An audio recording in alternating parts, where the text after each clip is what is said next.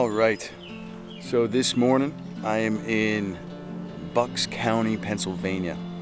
I'm about 45 minutes northeast of Philly, and I gotta be honest, this is kind of new content for the channel, obviously, but I mean, as far as subject matter, this is definitely new to the channel.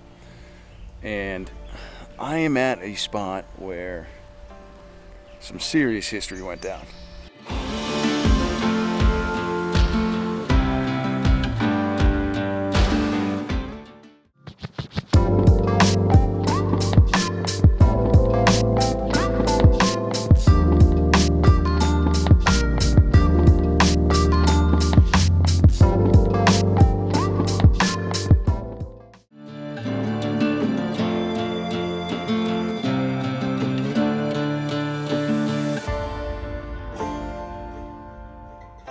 I'm at roughly the exact spot of where Washington crossed the Delaware. I think most people these days have heard of the fact that Washington crossed the Delaware.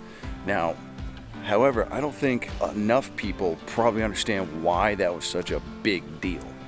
And we're going to get into why it was such a big deal.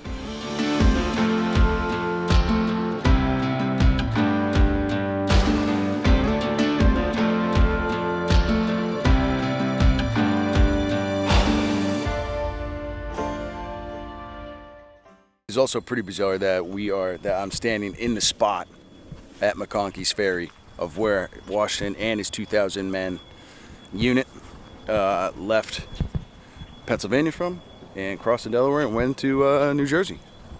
You're thinking, well, doesn't look that big, doesn't look that wide. It's about 100 yards maybe from where I am right now. 100 yards, 120 probably. And yeah, it's not a far distance to go. However, I'm also standing here in shorts and a t-shirt and it's 70 degrees, 75 degrees. These guys were probably not dressed well. And they did it on Christmas Day, right? So you're in the middle of winter. We're in Pennsylvania. Winters aren't nice here. You're not dressed properly. And you're kind of doing the unthinkable. You know, you want to go across the Delaware and surprise the British after we've been essentially getting our ass handed to us for the last few months, which we're going to get into. Not only were the British surprised, but I think to a certain extent Washington's own troops were surprised that they were going to cross the Delaware. But another key factor here in crossing the Delaware is the fact of it was not exactly frozen over, but you got ice flow. You got chunks of ice flowing down the river.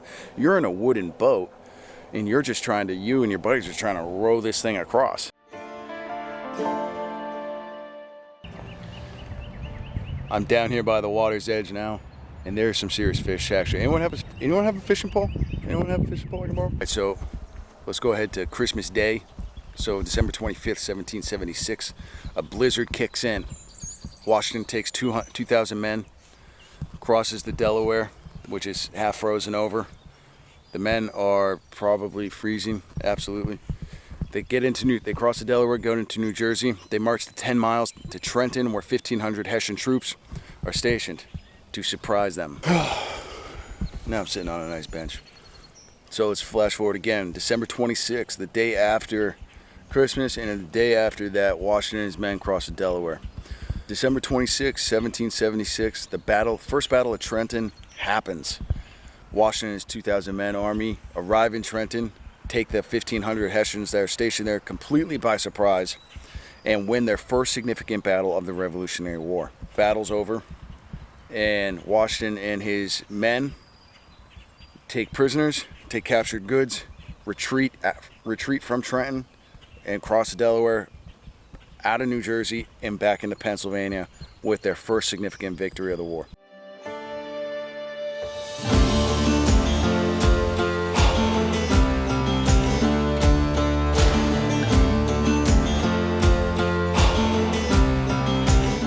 So now we're at day 3 here in this 10-day advance for the Continental Army.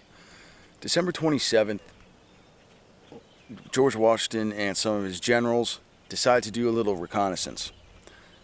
Now, why do you have high-ranking officers, as well as the man who's leading your entire revolution, cross the Delaware again himself?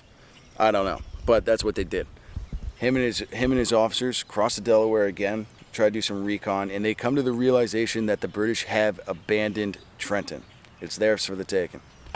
So the next day, December 28th, Washington and his officers confer, and they all agree that they should recross the Delaware again into New Jersey, and they want to capture and then hold the town of Trenton. Now, at this point in time, that's a new tactic, one, right, to hold a position.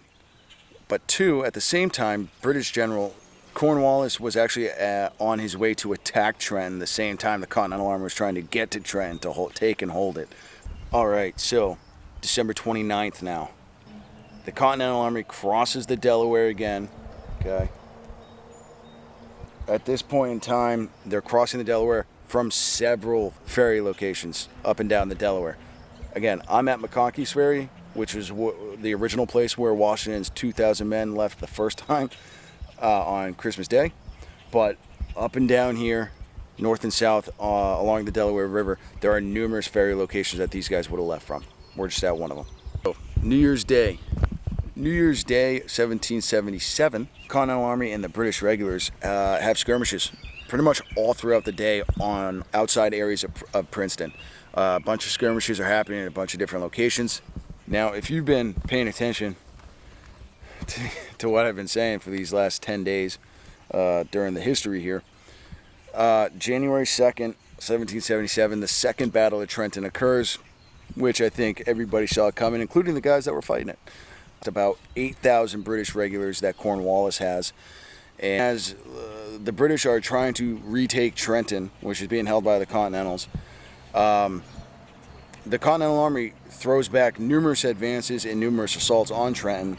End of that day, history has documented these fine words by Cornwallis by saying, I'm retiring, me and my men are retiring for the day. I'll bag the fox in the morning, the fox being Washington. Silly. Now here we are, day number 10 in this saga, January 3rd, 1777. Now, during the overnight from January 2nd to January 3rd, Washington decides, I'm going to march my troops towards Princeton under the cover of darkness for a surprise attack at first light. That move being done with the cover of darkness, it worked. The Continental surprised the British early January 3rd in Princeton, and the Continental Army took Princeton and drove the British regulars out. Now, the Continental victory at Princeton ended up being the third significant victory for the Continental cause.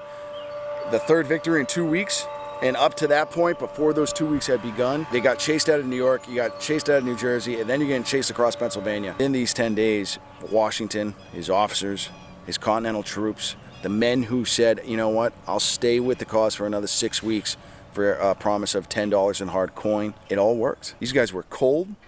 They were not really being paid for their service. They were playing a game of life or death against the greatest military empire on the planet at this point in time. But when you know the history of a certain place and you find yourself in that place, knowing the history, it just hits different.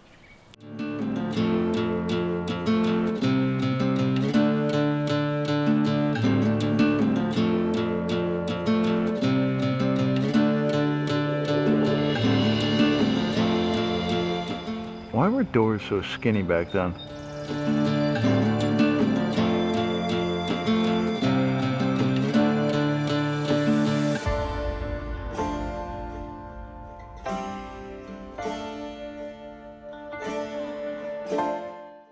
Now, in the following days, after January 3rd, what happened? What did the Continentals do then? Well, I'll tell you. Washington, his officers, and the Continental troops arrived at Morristown, New Jersey, which was essentially going to be their winter encampment. And they would stay there, try to deal with the cold weather as best they could, and train and kind of regroup a little bit until spring arrived to to once more where they could be on the move and on the attack, so to speak. However, these 10 days that I just walked you through are now known as the 10 crucial days. The reason why these 10 days were so crucial is because before the 10 days started, Washington, his troops, and the entire cause of the revolution was starting to be in a bit of a precarious position. They were taking consecutive defeats, they were losing men, they were losing supplies, they didn't have a great way to fund their efforts, and once again, they're fighting the greatest military empire on the planet at this time. However, after the 10 crucial days, 3 consecutive victories later, it not only showed to Washington, his men, but it also showed to the world that the Continental Army can stand and fight against hardcore British regulars, men who were soldiering as a profession, and they could win.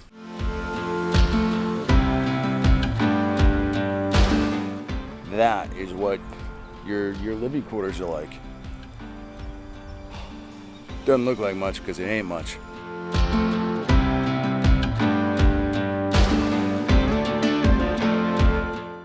Oh man, you know, I'll be honest with you. Out of all the history, every history episode I do, right? If every viewer, you guys, if anybody learns just even one thing from any one of my episodes, that makes me feel good. I mean, the goal is obviously for people to learn a lot more than one thing, right? But that's a good place to start. It's a good place to start. So again, unfortunately, I don't have too much time here on the ground at the site of where Washington crossed the Delaware with his men on December 25th, 1776, starting the 10 crucial days. So there is a lot to see here. And again, it's about 45 minutes northeast of Philly. So if you're in Philly or if you're in this area, well worth the stop.